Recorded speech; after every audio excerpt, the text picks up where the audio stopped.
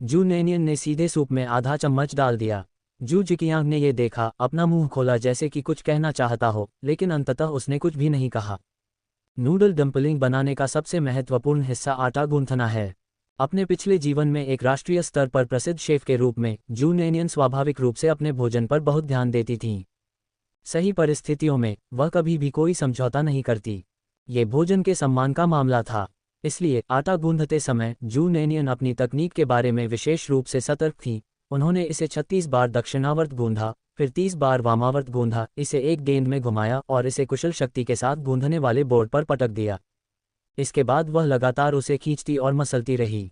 शू जिकियांग को ये पूरी तरह से एक अनावश्यक कार्रवाई लगी जिसका कोई व्यावहारिक उपयोग नहीं था। सब्जियों को धोने के बाद जू नेनियन ने उन्हें पहले बर्तन में डाला और फिर आटे को टुकड़ों में तोड़ना शुरू कर दिया। नूडल डम्पलिंग्स, जैसा कि नाम से ही स्पष्ट है, इनका आकार एक समान नहीं होता, ये छोटे छोटे टुकड़ों के समान होते हैं। जू नेनियन ने तेजी से काम किया और कुछ ही समय में सारा आटा फाड़कर बर्तन में डाल दिया। सुअर की चर्बी साग के साथ उबल गई और उसकी खुशबू फैल गई। जब नूडल पकौड़े तैरने लगे तो जू नेनियन ने तुरंत मुट्ठी भर कटे हुए हरे प्याज उठाए और उन्हें उसमें डाल दिया, जिससे उनकी सुगंध खत्म हो गई। जब नूडल पकौड़े तैरने लगे तो आंच बंद कर दें। हालांकि लकड़ी से जलने वाले स्टोव को आसानी से बंद करने का कोई तरीका नहीं है, इसलिए जू नेनियन ने जू जिकियांग से बर्तन को आग से उठाकर एक तरफ रखवा दिया। यांग कुइहुआ ने देखा कि कैसे जू नेनियन ने घर का सारा सफ़ेद आटा नूडल पकौड़ी बनाने में खर्च कर दिया और उसके दिल में एक तीव्र दर्द महसूस हुआ। 6 लोगों का परिवार खाने की मेज के चारों ओर बैठा था और यांग कुइहुआ शिकायत करते हुए नूडल पकौड़ी के कटोरे बांट रहा था। गहरी पीड़ा महसूस करते हुए और अपनी छाती को पकड़ते हुए वह केवल विलाप कर सकती थी, न्यानियन, तुम अपनी माँ की बात क्यों नहीं सुनते? आप इसे स्वयं भी खा सकते थे। तुम्हें इतना कुछ क्यों बनाना पड़ा? सांस बोलते समय यान कुइहुआ एक और आह भरने से खुद को रोक नहीं सका। जू नेनियन ने जल्दी से उसे दिलासा दिया, माँ चिंता मत करो, हम कल पैसा कमा लेंगे। फिर नेनियन कुछ और खरीदेगा।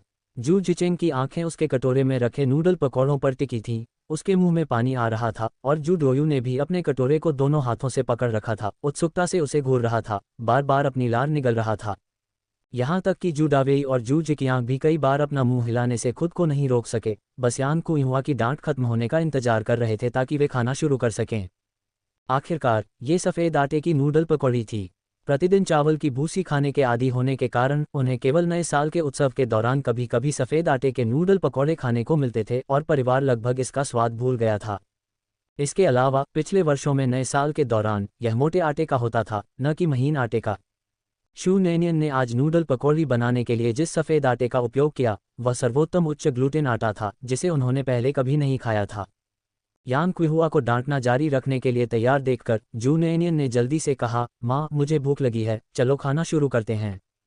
जैसे ही यान कुइहुआ ने सुना कि जू नेनियन भूखा है तो उसे अब और परेशान करने की इच्छा नहीं हुई और उसने तुरंत सभी को खाने के लिए बुलाया। जैसे ही यान कुइहुआ ने घोषणा की कि खाने का समय हो गया है, सभी ने अपनी चाल चल दी। जू डोयू ने अपने कटोरे से नूडल पकौड़ी को जोर से चबाते हुए, कटोरे को पकड़े हुए और गुड़गुड़ाहट की आवाज़ के साथ सूप पी लिया। जू जिचेंग की हालत भी कुछ बेहतर नहीं थी और पूरे परिवार ने बड़े चाव से नूडल पकौड़े खाए, उनके चेहरे खुशी से चमक रहे थे। जू दावेई सबसे पहले सूप खत्म करने वाले व्यक्ति थे, उन्होंने सारा सूप पी लिया, एक बूंद भी पीछे नहीं छोड़ा। अपना मुंह पोंछते हुए उसने सोचा, यह उच्च ग्लूटेन वाला आटा वास्तव में कुछ और ही है, चबाने में बहुत संतोषजनक है और इसकी सतह नर्म और चिकनी दोनों है। एक निवाला और आपका मुंह बढ़िया अनाज के स्वाद से भर जाएगा। जू नेनियन को सबसे बड़ा हिस्सा मिला लेकिन वह इसे पूरा नहीं कर सकी। चूंकि जू डोयू छोटा था इसलिए उसे सबसे छोटा हिस्सा मिला। जू दावेई के अपना खाना खत्म करने के बाद जू डोयू ने भी अपना खाना खत्म कर लिया और अभी भी अपने कटोरे का निचला हिस्सा चाट रहा था, तभी जू नेनियन ने उसे अपने कटोरे से कुछ दिया। तुरंत यान कुइहुआ नाराज हो गया, तुम शापित खरगोश जैसे बच्चे हो जो हमेशा अपनी बहन के भोजन पर नजर रखते हो। उसकी चीख सुनकर शू डोयू कांप उठा और यान कुइहुआ ने उसे मारने के लिए चॉपस्टिक पकड़ने का नाटक भी किया।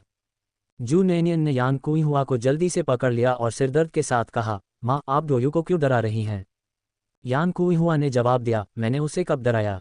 मैं तो बस उसे पीट पीट कर मार डालना चाहता हूँ। जू नेनियन क्षण भर के लिए अवाक रह गया। यह एक सम्मोहक कारण था। माँ मैं इतना नहीं खा सकता था इसलिए मैंने कुछ डोयू को दे दिया। डोयू ने मुझसे इसके लिए पूछा भी नहीं था। कृपया जब भी संभव हो उसे डराना बंद करें। यान कुइहुआ के होंठ कई बार हिले, लेकिन उसने अपनी बेटी से बहस नहीं की। इसके बजाय उसने जू डोयू को गुस्से से घूरा। डरी हुई जू डोयू फिर से कांप उठी। जू नैनियन ने सब कुछ देखा लेकिन बोल नहीं सका। ऐसा प्रतीत होता था कि उसकी मां की मानसिकता, जिसे सर्वोच्च गुण कहा जाता है, को धीरे धीरे सुधारना होगा। उन्होंने स्पष्ट रूप से देखा कि जब बात उनकी बेटी के हितों की आती है तो उनके सभी बेटे वर्ग शत्रु बन जाते हैं। यान कुइहुआ द्वारा कई बार डराए जाने के बाद जू डोयू ने और खाने की हिम्मत नहीं की। अपना कटोरा पकड़े हुए उसने यान कुइहुआ को आंसुओं से भरी उदास आंखों से देखा, होंठ भींच लिए और बोलने की हिम्मत नहीं जुटा पाया। डोयू, अच्छे बनो, बहन के पास आओ, डरो मत, माँ तुम्हें सिर्फ डरा रही है, वह तुम्हें मारेगी नहीं। जू नैनियन ने सीधे जू डोयू को अपने बगल में बैठाया और उसे खाने के लिए मनाया। चूंकि वह यान कुइहुआ की मानसिकता को तुरंत नहीं बदल सकती थी, इसलिए वह केवल अपने भाइयों के प्रति दयालु होने की पूरी कोशिश कर सकती थी। शू जिकियांग ने शुरू से अंत तक कुछ नहीं कहा, लेकिन उसका चेहरा तनावग्रस्त था। जू जिचेंग ने भी ज्यादा बोलने की हिम्मत नहीं की। कुछ देर तक जू नैनियन द्वारा मनाए जाने के बाद जू डोयू ने अंततः थोड़ा थोड़ा करके खाना शुरू कर दिया। उसे खाना जारी रखते देख जू नैनियन ने राहत भरी मुस्कान दिखाए। यह आसान नहीं था। खाने के बाद जू डोयू जू नैनियन से थोड़ा चिपक गया और वह जहां भी जाती उसके करीब ही रहता। ऐसा लग रहा था कि केवल जू नैनियन के पास ही वह सुरक्षित महसूस करता था। यहाँ तक कि जब जू नैनियन सोना चाहती थी तो वह उसके पीछे कमरे में जाना चाहता था। यान कुइहुआ ने कुछ शब्द कहने की कोशिश की लेकिन जू नैनियन की निगाहों ने उसे रोक दिया। अपनी बेटी की विनती भरी निगाहों को देखकर यान कुइहुआ ने अंततः खुद को रोक लिया और गाली नहीं दी। जू डोयू के उससे चिपके रहने के कारण जू नैनियन के पास उसे गोद में लेकर स्टूल पर बैठने के अलावा कोई विकल्प नहीं था और वह उसे तब तक कहानियां सुनाती रही जब तक कि वह सो नहीं गया। अंततः जू नैनियन ने राहत की सांस ली और जू डोयू को सावधानीपूर्वक तीनों भाइयों के कमरे की ओर ले गया। जू जिकियांग और जू जिचेंग भी कमरे में आ गए। ये देखकर कि कमरे में केवल 1 मीटर और 20 सेंटीमीटर चौड़ा एक ही बिस्तर था, जू नैनियन दंग रह गया। तीन भाई इतने छोटे से बिस्तर में सिमट गए। वे आराम से कैसे सो सकते थे? डोयू, मुझे दे दो। जू जिकियांग ने जू डोयू को लेने की इच्छा से रजाई उठाई। जू नैनियन ने भौहें चढ़ाईं, कोई बात नहीं, डोयू को अभी मेरे साथ सोने दो। यद्यपि जू डोयू एक लड़का था, लेकिन वह अभी 6 साल का हुआ था, इसलिए यह कोई समस्या नहीं होनी चाहिए। जू नैनियन के शब्दों ने जू जिकियांग और जू जिचेंग को स्पष्ट रूप से स्तब्ध कर दिया, जिन्होंने उसे अविश्वास से देखा। क्या वह वही नहीं है जो दूसरों द्वारा उसके बिस्तर को छूने से सबसे अधिक नफरत करती है? पहले अगर डोयू उसके बिस्तर से छू भी जाता था तो उसे पकड़ लिया जाता था और काफी देर तक मारा जाता था। जू नैनियन के पास जू जिकियांग और जू जिचेंग के विचारों पर विचार करने का समय नहीं था। अब उसकी बांह बहुत दुख रही थी, इसलिए जू डोयू को पकड़कर वह अपने कमरे की ओर चली गई। जू जिकियांग के पास उसे रोकने का मौका भी नहीं था। जाने से पहले जू नैनियन ने यह भी कहा, कल थोड़ा जल्दी उठना, हम साथ में मीठा सूप बेचने चलेंगे। अंततः जू डोयू को बिस्तर पर लिटाते हुए जू नैनियन उसका हाथ हिलाने से खुद को नहीं रोक सका। उसका हाथ वास्तव में बहुत दुख रहा था। जू डोयू के गुलाबी छोटे चेहरे को देखकर जू नैनियन धीरे से मुस्कुराया। यह अच्छा लगा। अब उसका भी एक छोटा भाई था। अतीत में वह हमेशा दूसरों के भाई बहन होने पर ईर्ष्या करती थी, और अब न केवल उसके पास वे थे बल्कि अचानक उसके पास 3 हो गए। वह निश्चित रूप से यह सुनिश्चित करेगी कि उनका जीवन बेहतर हो। यहाँ से शहर तक पैदल जाने में लगभग 1 घंटा लगता था, इसलिए वे लगभग 6:30 या 7 बजे पहुंचते थे। ड्रैगन बोट दौड़ का आयोजन होंगशान टाउन में किया गया, जो नानचेन काउंटी का एक प्रमुख पारंपरिक रिवाज था, जो न तो बड़ा था और न ही छोटा आकार का, तथा 9 शहरों पर शासन करता था। 9 छोटे कस्बों में से केवल होंगशान टाउन में ही लंबी नदी थी, इसलिए हर साल वहां विशेष रूप से बड़ी संख्या में लोग ड्रैगन बोट दौड़ देखने आते थे। अन्य शहरों से भी लोग आते थे तथा काउंटी से भी कई लोग उत्साह देखने के लिए आते थे। सांस्कृतिक क्रांति के दौरान ये परंपरा लगभग 10 वर्षों तक स्थगित रही। पिछले कुछ वर्षों में सुधार और खुलेपन के बाद ड्रैगन बोट दौड़ की प्रथा पुनर्जीवित हुई है। यह अनुमान लगाते हुए कि बहुत से लोग स्थान सुरक्षित करने के लिए जल्दी आएंगे, वहां जल्दी पहुंचना आवश्यक था ताकि वे अपने स्टॉल के लिए एक अच्छा स्थान ढूंढ सकें। जू डोयू को हल्की नींद आती थी। जैसे ही जू नैनियन ने उठकर कपड़े पहने, उसने उसे जगा दिया। छोटा लड़का, जो कि बेहोश था और अपनी आंखें मल रहा था, कमरे में खड़े व्यक्ति को बड़ी मुश्किल से पहचान पा रहा था, क्योंकि अभी भी अंधेरा था और भोर होने का आभास मात्र हो रहा था। ऊंचाई के कारण उसने उसे जू जिकियांग समझ लिया। बड़े भाई, आप इतनी जल्दी क्यों उठ गए? एक कोमल, रोती हुई आकर्षक आवाज आई। उसके फोन पर जू नैनियन का दिल तुरंत पिघल गया। डोयू, अच्छा रहो और थोड़ी देर और सो जाओ। मैं तुम्हारा बड़ा भाई नहीं हूँ, मैं तुम्हारी बहन हूँ। जू नैनियन की आवाज़ सुनकर जू डोयू चौंक कर उठ बैठा। उसकी आवाज़ कांप रही थी जब उसने पुकारा, बहन। जू नैनियन को चिंता थी कि वह बिस्तर से गिर जाएगा, इसलिए उसने जल्दी से मिट्टी के तेल का लैंप जला दिया। तभी जू डोयू को एहसास हुआ कि वह अपनी बहन के बेडरूम में है, उसके नर्म और विशाल बिस्तर पर बैठा है। जब वह उन दिनों को याद करता है जब उसने गलती से अपनी बहन के बिस्तर को छू लिया था और उसे मार पड़ी थी, तो उसका छोटा सा चेहरा डर से पीला पड़ गया था। बहन कहाँ है, भाई कहाँ है? छोटा लड़का डर से कांप रहा था, डरते डरते शू नैनियन की ओर देख रहा था, जो असहनीय रूप से टूटा हुआ महसूस कर रहा था।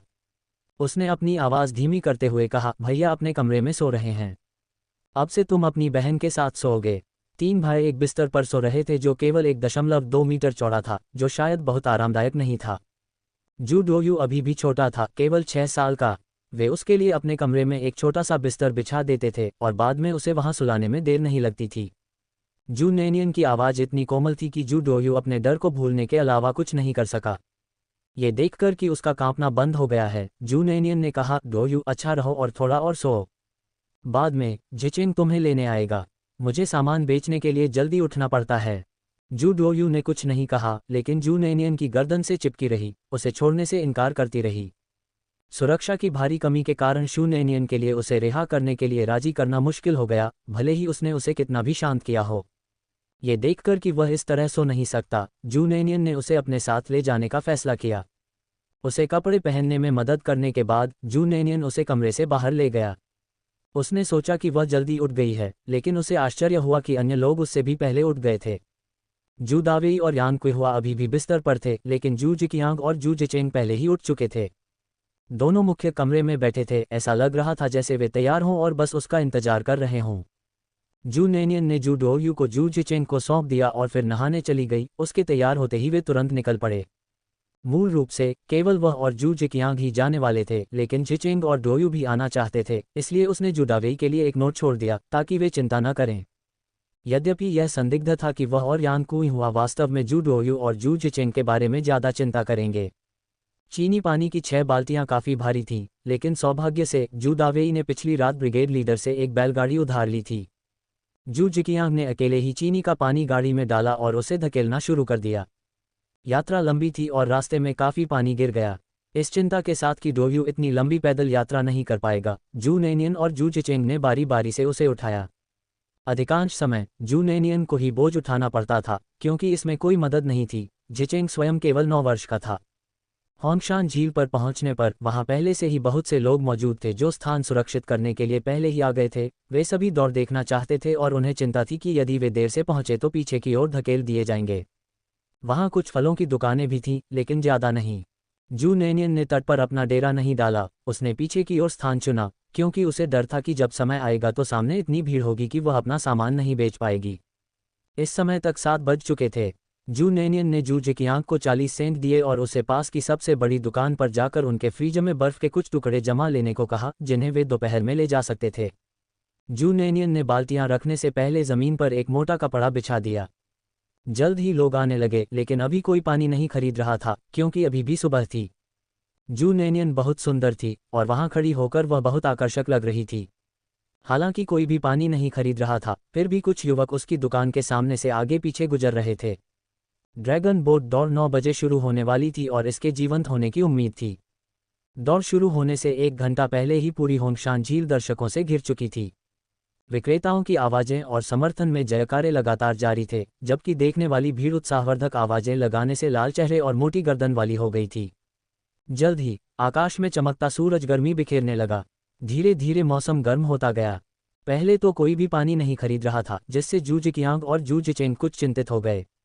लेकिन जू नैनियन बहुत शांत रहे। जब गर्मी असहनीय हो गई, तब जू नैनियन ने अंततः जू जिकियांग को बर्फ के टुकड़े लाने के लिए कहा। बर्फ के ठीक 6 टुकड़े लेकर उसने प्रत्येक 6 बाल्टियों में एक एक टुकड़ा रखा और फिर चिल्लाने लगी, मीठे पे बिक्री के लिए, स्वादिष्ट और ठंडे मीठे पे, सिर्फ 8 सेंट प्रति कप, 8 सेंट प्रति कप, एक ऐसा सौदा जिसका आपको पछतावा नहीं होगा, धोखा खाने की कोई संभावना नहीं। मुनाफे की तलाश में जू नैनियन ने वे सभी विज्ञापन नारे चिल्लाए जो वह जानती थी।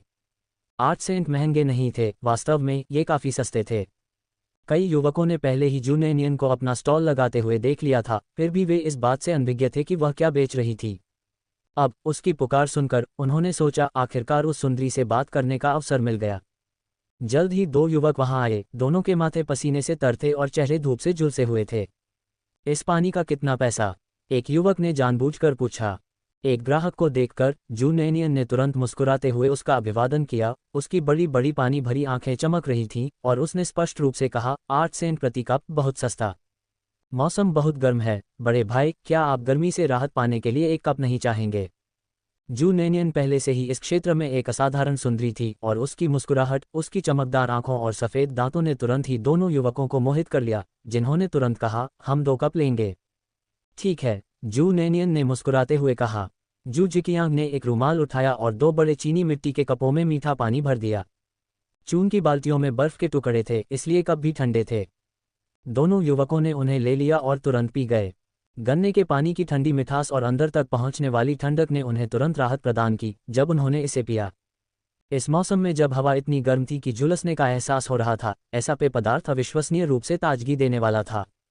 दोनों युवक शुरू में केवल जू नैनियन से बात करने का बहाना ढूंढना चाहते थे और उन्होंने यह उम्मीद नहीं की थी कि उसका पानी इतना प्यास बुझाने वाला होगा, न ही उन्होंने इसके मीठे स्वाद का अनुमान लगाया था। उन्होंने तुरंत 2 कप और मंगवा लिए। घर पर केवल 6 कप उपलब्ध होने और कोई डिस्पोजेबल कप न होने के कारण शू नैनियन को कपों को साफ पानी से धोने के लिए बेसिन का उपयोग करना पड़ता था, तथा जैसे ही ग्राहक पानी पीना समाप्त करते थे उन्हें वहीं पर धोना पड़ता था। प्रत्येक ने 2 कप पीने के बाद संयुक्त रूप से 40 सेंट का भुगतान किया। जू नैनियन छुट्टा देना चाहते थे, लेकिन दोनों व्यक्तियों ने छुट्टा न लेने पर जोर दिया और कहा कि छुट्टा देने की कोई ज़रूरत नहीं है। हालांकि जू नैनियन ने फिर भी उन्हें उनका बकाया पैसा दे दिया। पहली बिक्री के बाद शू जिचिंग, जो पहले निराश लग रहे थे, तुरंत उत्साहित हो गए और उनके काम में उत्साह आ गया। जब पहली बिक्री हो गई तो स्थिति का जायजा ले रहे युवकों को अंततः यह एहसास हुआ कि सड़क किनारे दुकान चलाने वाली खूबसूरत लड़की पानी बेच रही थी। तुरंत ही उनकी रुचि जागृत हो गई। आधुनिक शब्दों में कहें तो जू नैनियन का रूप बिल्कुल आश्चर्यजनक था। दूसरे शब्दों में कहें तो वह बहुत खूबसूरत थी और उसका फिगर भी बहुत अच्छा था। युवकों की आंखें उस पर चिपकी हुई थीं। जू नैनियन को अपने लंबे बाल परेशानी का कारण लगते थे, इसलिए उसने अपनी उंगलियों से उन्हें सिर के पीछे इकट्ठा किया और एक धागे से बांध दिया। उसकी ऊंची चोटी और नाजुक चेहरा युवा जोश से भरपूर था। मौसम वास्तव में इतना गर्म था कि आपकी पीठ से पसीना बहने लगा। कुछ ही देर में लोगों को प्यास लगने लगी। कुछ युवक पास आए और पूछा, पानी का कितना पैसा लगेगा? नए ग्राहकों को देखकर जू नैनियन ने गर्मजोशी से उनका अभिवादन किया। 8 सेंट प्रति कप, क्या आप सज्जन एक लेंगे? हर बार जब जू नैनियन उन्हें सज्जन कहती थी तो उसके सुंदर चेहरे के साथ मिलकर वह कई युवकों को शर्मिंदा कर देती थी, चाहे वह धूप से या शर्म से हो, ये बताना मुश्किल था। खूबसूरत महिलाएं हमेशा लोकप्रिय रहती हैं, चाहे वह किसी भी युग की हों। इस गरीबी भरे समय में भी थोड़ी सी भी परिष्कृत सुंदरता अहंकार का प्रतीक हो सकती है, खासकर पुरुषों के सामने। जू नैनियन जैसी खूबसूरत महिला ने इतनी गर्मजोशी और विनम्रता से बात की, जिससे बातचीत शुरू करने वाला युवक थोड़ा हकलाया। हम 5 कप पिएंगे। कुल मिलाकर वे 5 थे, प्रत्येक के लिए एक पर्याप्त। जू जिकियांग और जू जिचेंग ने जब लोगों को आते देखा तो उन्होंने पहले ही पानी तैयार कर लिया था। जू नैनियन ने पैसे ले लिए और उन्होंने ग्राहकों को पानी बांट दिया। युवक मूलतः इस गर्म मौसम में सुंदरी के साथ कुछ और बातें करने का बहाना चाहते थे तथा पानी पीना भी चाहते थे, लेकिन उन्होंने यह उम्मीद नहीं की थी कि पानी इतना बर्फीला और मीठा होगा जो उन्हें अंदर तक ठंडक पहुंचाएगा और गर्मी से राहत देगा, साथ ही सुखद मिठास भी होगी। उनमें से एक युवक ने कहा, कृपया एक और कप दीजिए। जरूर, जू नैनियन ने पैसे लिए और मुस्कुराते हुए पानी आगे बढ़ाया। एक अन्य युवक ने टिप्पणी की, ये सचमुच बहुत ताजगी देने वाला है। लोग भीड़ के पीछे पीछे चलते हैं, इसलिए कई लोगों को इकट्ठा होते देख अन्य लोग उत्सुकतावश उनके पास आकर पूछने लगे कि क्या हो रहा है। जब उन्हें पता चला कि पानी बिक्री के लिए उपलब्ध है और उन्होंने सुना कि यह विशेष रूप से ताजगी देने वाला है और इतनी गर्मी के दिन में इसकी कीमत मात्र 8 सेंट प्रति कप है, तो कई लोगों ने भी इसे आजमाना चाहा। कुछ ही देर में उस छोटे से स्टॉल के आसपास भीड़ जमा हो गई। दुर्भाग्यवश पर्याप्त कप नहीं थे तथा एक समय में केवल 6 लोग ही पी सकते थे। इसके अलावा एक विशेष रूप से दबावपूर्ण मुद्दा यह था कि कुछ युवा पुरुष जो पहले से ही शराब पी चुके थे, अभी भी इधर उधर घूम रहे थे और जू नैनियन को देख रहे थे। जू नैनियन ने असहाय होकर विनम्रता से कहा, सज्जनों, मैं यहाँ व्यवसाय में व्यस्त हूँ। यदि आप और अधिक खरीदने की योजना नहीं बना रहे हैं तो क्या आप कृपया रास्ता बना सकते हैं ताकि अन्य लोग आकर पानी खरीद सकें। जू नैनियन जब मुस्कुराती थी तो उसकी सुंदरता के कारण उसकी आंखें मुड़ी हुई होती थीं तथा उसकी चमकदार चमकती आंखें मनमोहक होती थीं। और उसके मित्रतापूर्ण व्यवहार के कारण युवकों को अचानक वहां और अधिक देर तक रुकने में शर्म महसूस हुई और वे जल्दी से वहां से चले गए ताकि अन्य लोग पानी खरीद सकें। ड्रैगन बोट रेस देखने के लिए लगभग 1000 लोग आए थे और पानी बेचने वाला केवल एक ही था। कई लोग इतने प्यासे थे कि वे इसे बर्दाश्त नहीं कर सकते थे, लेकिन फल खरीदने पर ज़्यादा खर्च नहीं करना चाहते थे। जब ये बात फैली कि यहाँ पानी बिक्री के लिए उपलब्ध है, तो ये खबर 10 से 100 लोगों तक फैल गई और बहुत से लोग बहते झरने से पानी खरीदने के लिए यहाँ आ गए। कुछ ही देर में स्टॉल लोगों से भर गया और जू नेनियन ने पैसे लेते हुए आवाज़ लगाई, क्या सभी लोग कृपया लाइन में खड़े हो सकते हैं। जू जिकियांग और जू जिचेंग काम के बोझ से दबे हुए थे। इतने सारे लोग पानी खरीदने के लिए इंतजार कर रहे हैं और प्रत्येक कप को उपयोग के बाद बेसिन में धोना पड़ रहा है। अंततः जू जिचेंग ने जू डोयू को कप धोने के लिए बुलाया, जबकि वह और जू जिकियांग ने पानी की व्यवस्था संभाली। जू नेनियन पैसे इकट्ठा करने में इतनी व्यस्त थी कि उसे लगभग चक्कर आ गया और उसने हिसाब किताब गलत कर दिया। वहाँ बहुत अधिक लोग थे। जू नेनियन ने ऐसे आयोजन के दौरान पानी बेचने की संभावना पर विचार किया था। उन्हें विश्वास था कि व्यापार अच्छा चलेगा, लेकिन उन्होंने यह अनुमान नहीं लगाया था कि यह इतना सफल होगा। और चूंकि मौसम इतना गर्म था कि ज़मीन झुलस गई थी, इसलिए इसमें कोई आश्चर्य की बात नहीं थी कि लोग, जो पूरी सुबह दौड़ देखने के लिए धूप में बाहर थे, प्यास से व्याकुल हो गए होंगे। क्योंकि भीड़ बहुत घनी थी, ऐसा लग रहा था जैसे हवा ही अवरुद्ध हो गई हो और गर्मी के कारण जू नेनियन को बहुत पसीना आ रहा था। लगभग आधे घंटे की लगातार व्यस्तता के बाद अंततः स्थिति में सुधार होने लगा और भीड़ थोड़ी कम होने लगी। अंततः वह सांस ले सकी। उभरे हुए बटुए को देखते हुए जू नेनियन ने जू जिकियांग से पूछा, हमारे पास कितना पानी बचा है। सिर्फ एक बाल्टी। जू जिकियांग भी पसीने से तरबतर था और उसका चेहरा चुकंदर की तरह लाल हो गया था। उन्होंने यह उम्मीद नहीं की थी कि व्यापार इतना फल फूल जाएगा कि पानी पंप करने से उनकी और जिचेंग की बाहें दुखने लगेंगी। यद्यपि उनकी भुजाएं दुख रही थीं, फिर भी उनका उत्साह बढ़ा हुआ था, वे पैसा कमा रहे थे। जू नेनियन ने साफ, बादल रहित आकाश की ओर देखा, जो नीले रंग का एक विशाल विस्तार था। पिछले वर्ष ड्रैगन बोट रेस लगभग शाम तक चली थी, लेकिन अब केवल दोपहर ही हुई थी, तथा उनके पास पानी की आखिरी बाल्टी भी नहीं बची थी। घर पर अभी भी कुछ गन्ना उबलने के लिए बचा हुआ था। शू नेनियन ने एक पल के लिए सोचा और शू जिकियांग से कहा, जिकियांग, जल्दी से घर वापस जाओ और बचे हुए गन्ने को उबालकर यहाँ ले आओ। जू जिकियांग, जो पहले से ही इतना पानी बेचकर उत्साहित था, जू नेनियन की बातें सुनकर तुरंत बोला, मैं अभी जाऊंगा। जू जिकियांग ने बैलगाड़ी और 5 खाली बाल्टियां लीं और वापस चल पड़ा। ग्राहकों की कमी का फायदा उठाते हुए जू नेनियन ने अपनी जेब से 50 सेंट निकाले और जू जिचेंग को दे दिए, तथा उससे कहा कि वह दुकान पर जाकर मालिक से बर्फ के कुछ और टुकड़े जमा कर ले आए। जू जिचेंग के जाने के कुछ देर बाद ही और लोग पानी खरीदने आ गए। इस बार यह एक जोड़ा था। महिला ने जब देखा कि जू नेनियन कितनी सुंदर थी तो वह थोड़ी अप्रसन्न हुई, लेकिन उसकी प्यास ने उसे जकड़ लिया। उसने जो फल खाया उससे उसकी प्यास और बढ़ गई। थोड़ा नाराज होकर महिला ने पूछा, एक कप पानी का कितना पैसा। 8 सेंट प्रति कप। सुंदरी को कितने चाहिए होंगे। जू नेनियन ने सौहार्दपूर्वक पूछा। महिला, जो शुरू में अप्रसन्न थी, तुरंत ही सुंदरता नाम से सम्मोहित हो गई, काफी गर्म हो गई और यहाँ तक कि उसने जू नेनियन को अधिक अनुकूल दृष्टि से देखना शुरू कर दिया। 2 कप, उसने और भी प्रसन्नता से उत्तर दिया। जू नेनियन मुस्कुराए और उनमें से प्रत्येक के लिए 1 कप तैयार किया, कृपया आनंद लें। यह मुस्कान मुख्यतः महिला की ओर थी। सुबह की बातचीत से सीख लेने के बाद शू नेनियन को अपने रूप की शक्ति का एहसास हुआ, इसलिए वह पुरुषों के साथ ज़्यादा बातचीत न करने के प्रति सावधान थी, तथा अनावश्यक परेशानी से बचने के लिए उसने अपनी बातचीत का ध्यान महिला पर केंद्रित कर दिया। ऐसा नहीं था कि वह मुसीबत से डरती थी, लेकिन वह उसे आमंत्रित नहीं करना चाहती थी। ये देखकर कि जू नेनियन अपनी सुंदरता के बावजूद बहुत ही सभ्य थी, महिला की उसके प्रति अनुकूल धारणा काफ़ी बढ़ गई। आपका पानी बहुत मीठा है, क्या तुमने इसमें चीनी मिलाई है। महिला ने पूछा। नहीं, ये तो सिर्फ गन्ने से उबाला गया है। गन्ने का पानी उबालें, महिला ने आश्चर्य से कहा। यह सचमुच अजीब है। पानी खत्म करने के बाद महिला ने अपना कप जू नेनियन को वापस दे दिया और धीरे धीरे और भी ग्राहक आने लगे। यह अच्छा था कि जू जिचेंग मदद करने के लिए वापस आ गया। यही कारण था कि इस युग में व्यापार से पैसा कमाना आसान था। आपूर्ति मांग से अधिक थी और मांग आपूर्ति से अधिक थी। यदि भविष्य में ऐसा होता तो नदी का पूरा किनारा विक्रेताओं से भरा होता। इतना पानी बेचना इतना आसान नहीं होता। लगभग 1 घंटे बाद पानी की आखिरी बाल्टी भी बिक गई। इससे हम कम पैसा कमाएंगे। जू नेनियन को भी यह अफसोस की बात लगी, लेकिन कुछ भी नहीं किया जा सकता था। सारा पानी बेच दिया गया था। वह केवल यही आशा कर सकती थी कि जिकियांग जल्दी वापस आ जाएगा, लेकिन उसके लौटने का इंतजार करने में कम से कम 2 घंटे और लगेंगे। उसे गए हुए 1 घंटे से अधिक समय हो चुका था। तभी एक और व्यक्ति पूछने आया, जू नैनियन ने शर्मिंदगी के साथ कहा, मुझे सचमुच खेद है, हमने सब बेच दिया है। मैंने अपने भाई को पानी लाने के लिए वापस भेज दिया है, आप 2 घंटे में वापस आकर पानी खरीद सकते हैं। लोग पानी खरीदने आते हैं क्योंकि उन्हें प्यास लगी होती है, कौन 2 घंटे और इंतजार कर सकता है। लेकिन जब कोई भी नहीं बचा तो काम चलाने के लिए कुछ फल खरीदने के अलावा कोई और विकल्प नहीं था। इस मौसम में बेचे जा रहे फल भी धूप से थोड़े गर्म थे। इससे क्षण भर के लिए प्यास तो शांत हो सकती है, लेकिन ये ज़्यादा देर तक नहीं टिकती और आपको ठंडक भी नहीं पहुंचाती।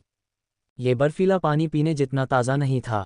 कई और लोग पूछने आए और जू नैनियन ने उन सभी को एक ही स्पष्टीकरण देकर टाल दिया।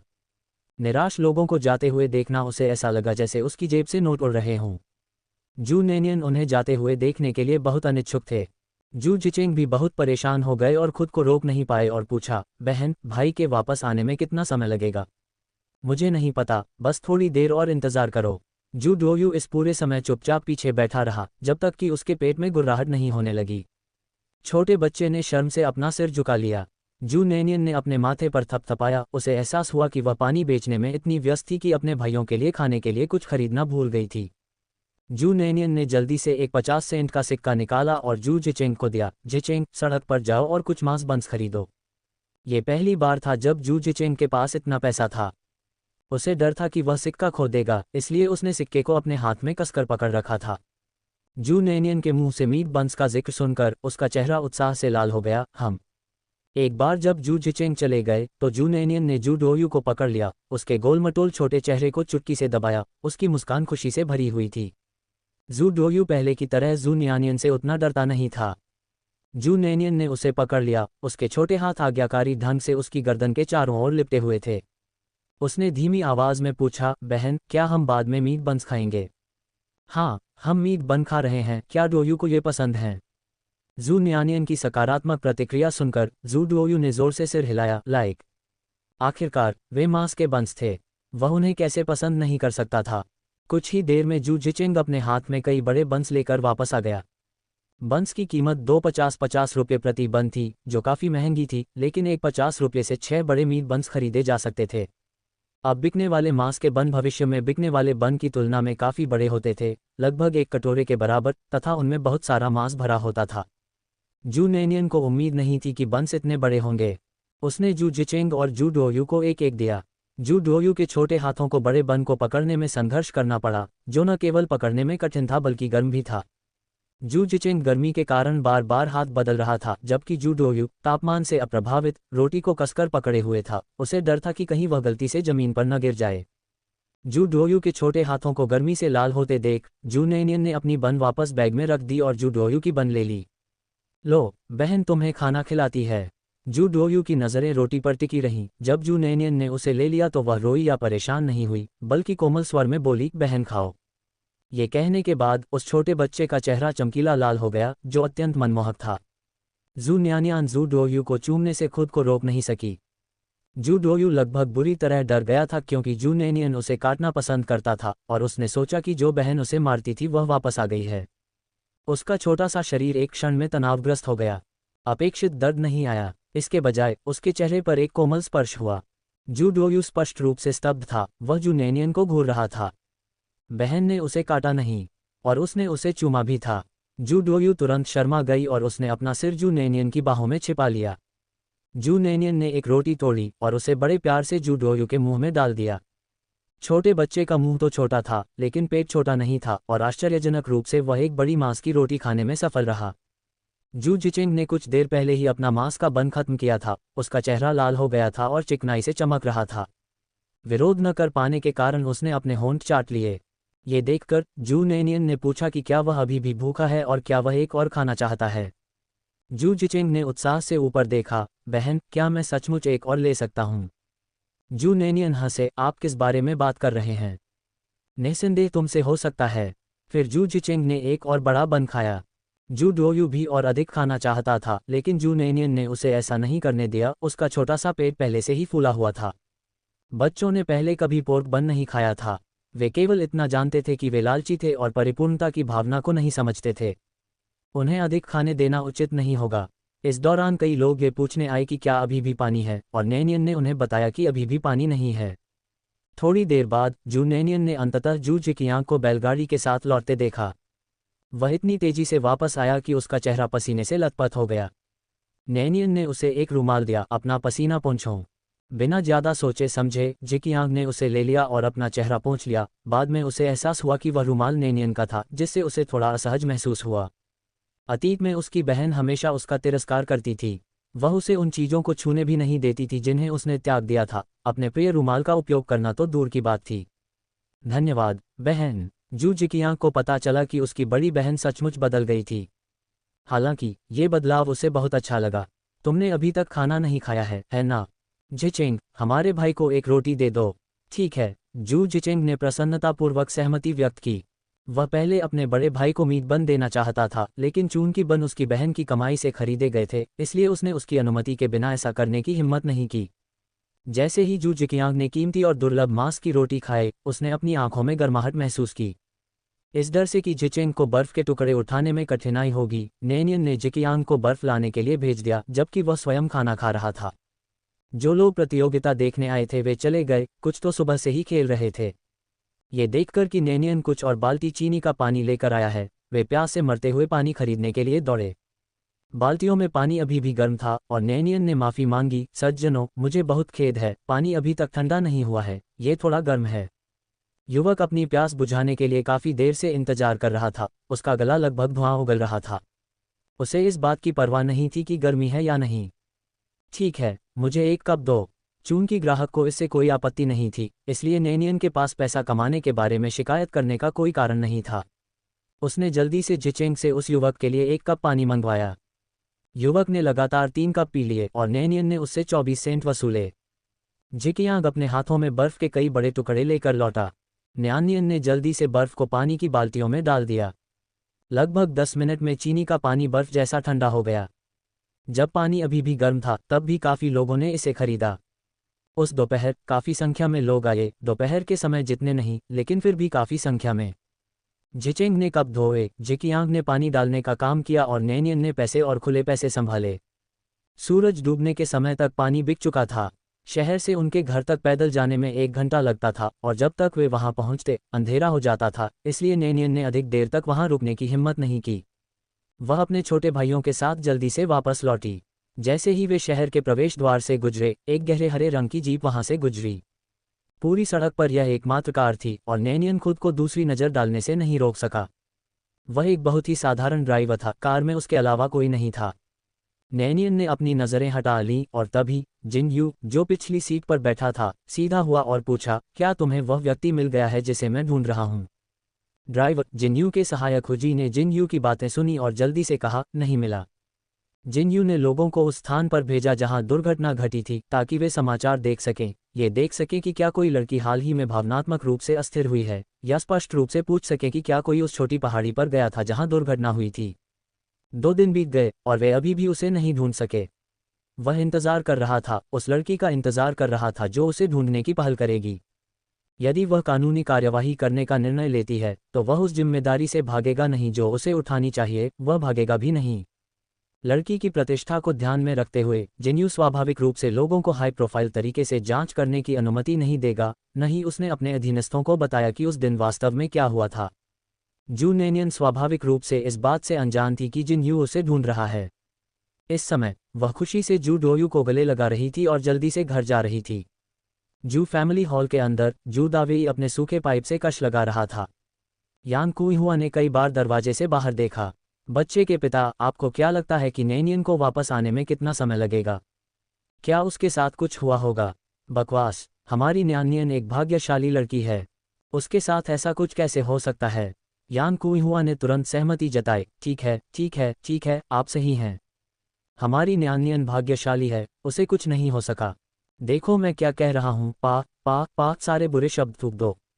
पूर्वजों को कोई आपत्ति न हो। जैसे ही उसने बोलना समाप्त किया, उन्होंने जू डोयू की प्रसन्न आवाज़ सुनी। यान कुईहुआ उनसे मिलने के लिए जल्दी से बाहर आए। उन्हें देखने से पहले ही उसने घर के अंदर से पुकारना शुरू कर दिया, मेरे नैनियन, तुम आखिरकार वापस आ गए। मम्मी बहुत चिंतित थीं। माँ, हम वापस आ गए हैं, जू नैनियन ने जू डोयू को पकड़कर खुशी से पुकारा। जब परिवार घर में दाखिल हुआ तो जू डावेई ने जू जिकियांग द्वारा लाई गई खाली बाल्टी देखी और उसकी आंखें चमक उठी। उसने सोचा कि उसकी बेटी ने सारा चीनी वाला पानी बेच दिया होगा। परिवार खाने की मेज के चारों ओर बैठा था जबकि जू नेनियन ने अपनी जेब से सारे पैसे निकाले, जिनमें सेंट और माउ नोट शामिल थे, जो मेज पर जमा हो गए। जू नेनियन को छोड़कर परिवार के सभी लोग मेज पर रखे पैसों को खुली आंखों से देख रहे थे। जू जिकियांग और जू जिचेंग को पता था कि उन्होंने आज कुछ पैसे कमाए हैं, लेकिन उन्हें यह नहीं पता था कि उन्होंने इतना अधिक पैसा कमा लिया है। जू डोयू को कुछ भी समझ नहीं आया, बस इतना कि वहाँ बहुत सारा पैसा था। उसकी आंखें चमक रही थीं। जू दावेई और यान क्विहुआ इतनी बड़ी रकम देखकर दंग रह गए। न्यानियन, तुमने क्या किया? जू दावेई ने अविश्वास से पूछा। यान क्विहुआ के होंठ और भी कांपने लगे। नियन, तुमने इतना पैसा कैसे कमाया? जू नेनियन को अभी तक पता नहीं था कि उसने कितना पैसा कमाया है और उसने जल्दी से कहा, चलो गिनती करते हैं और देखते हैं कि कुल कितना है। इसलिए परिवार ने पैसे गिनने शुरू कर दिए। केवल जू डोयू ही उसकी उंगलियों से खेलता रहा, उन्हें गले लगाता रहा। पूरे परिवार के साथ गिनती करने से यह प्रक्रिया तेजी से हुई। थोड़ी ही देर में मेज पर पड़े सारे पैसे इकट्ठा हो गए। जू नेनियन ने कहा, मेरे पास कुल 12 युआन और 20 सेंट हैं। यान कुइहुआ ने कहा, मेरे पास 7 युआन 84 सेंट हैं। जू दावेई ने कहा, मेरे पास ठीक 8 युआन हैं। जू जिकियांग ने कहा, मेरे पास 10 युआन और 60 सेंट हैं। जू जिचेंग ने अपने होंठ भींचे, मेरे पास 9 युआन हैं। कुल मिलाकर उनके पास 47 युआन और 64 सेंट थे। बन खरीदने पर खर्च किए गए 1 युआन 50 सेंट को मिलाकर यह 49 युआन और 14 सेंट था। कुछ छोटी मोटी टिपों को छोड़कर उन्होंने 600 से अधिक कप पानी बेच दिया था। पहले दिन इतना पैसा कमाकर जू नेनियन बहुत खुश हुई। वह उससे भी ज़्यादा खुश थी जब उसने पिछले जीवन में कुछ लाख रुपये कमाए थे। लागत को छोड़कर उन्होंने 44 युआन का लाभ कमाया था। पहली बार इतनी बड़ी रकम पाकर जू दावेई और यान कुइहुआ दोनों हैरान रह गए। यान कुइहुआ के होंठ थोड़े कांप रहे थे। न्यानियन, क्या ये सब तुमने आज कमाया है? जू दावेई भी इससे बेहतर नहीं थे। कांपते हुए उन्होंने पूछा, बेबी नियान, क्या ये पैसा हमारा है? जू नेनियन को पता था कि दोनों खुश हैं और उसने जोर देकर कहा, हाँ माँ और पिताजी, ये पैसा हमारे परिवार का है। जू नेनियन के लिए उसका पैसा परिवार का पैसा था। यदि यान कुइहुआ और जू दावेई का बिना शर्त समर्थन न होता तो उसे इतना पैसा कमाने का मौका नहीं मिलता। उत्साह से अभिभूत होकर यान कुइहुआ ने सारा पैसा छीन लिया और जू नेनियन को सौंप दिया। बेबी नेनियन, जो पैसा तुमने खुद कमाया है उसे रख लो। जू दावेई ने सहमति में सिर हिलाया। ठीक है बेबी नियान, इसे अपने पास रखो। दोनों ने जू नेनियन पर बिना शर्त प्यार किया। यान कुइहुआ को यह भी डर था कि जू जिकियांग और उसके भाई जू नेनियन के पैसे का लालच कर सकते हैं, इसलिए उसने जल्दी से कहा, भले ही आपने आज मदद की, लेकिन ये सारा पैसा आपकी बहन ने कमाया है। कोई विचार मत करो। ये सुनकर शू जिकियांग की उत्तेजित आंखें ठंडी हो गईं और शू जिचेंग ऐसा लग रहा था जैसे उस पर ठंडा पानी डाल दिया गया हो। ये पैसा वास्तव में उनकी बहन ने कमाया था। उन्होंने इसे लेने के बारे में कभी नहीं सोचा था। और चूंकि उनकी माँ ही सारा काम संभालती थी और वे अभी भी युवा थे, इसलिए पैसा उनके पास नहीं आता, भले ही वह जू नेनियन को न दिया जाता। लेकिन यान कुइहुआ की प्रत्यक्ष सावधानियों से उन्हें कुछ हद तक दुख हुआ। ये देखकर कि उसके भाइयों के हाव भाव थोड़े बिगड़े हुए थे, जू नेनियन ने जल्दी से कहा, माँ आप किस बारे में बात कर रही हैं? हम सब एक परिवार हैं, फिर भेदभाव क्यों करें? यान कुइहुआ के होंठ कुछ कहने के लिए हिले, लेकिन जू नेनियन ने उसकी आस्तीन खींची और वह चुप हो गई। जिकियांग ने ठंडे स्वर में कहा, मैं थक गया हूँ, मैं सोने जा रहा हूँ। जिचेंग भी जल्दी से चला गया। डोयू नेनियन के बगल में बैठा था। उसने अपने बड़े भाइयों के पीछे भागने की कोशिश की, लेकिन नेनियन ने उसे कसकर पकड़ लिया। डोयू, अच्छा बनो, भागो मत।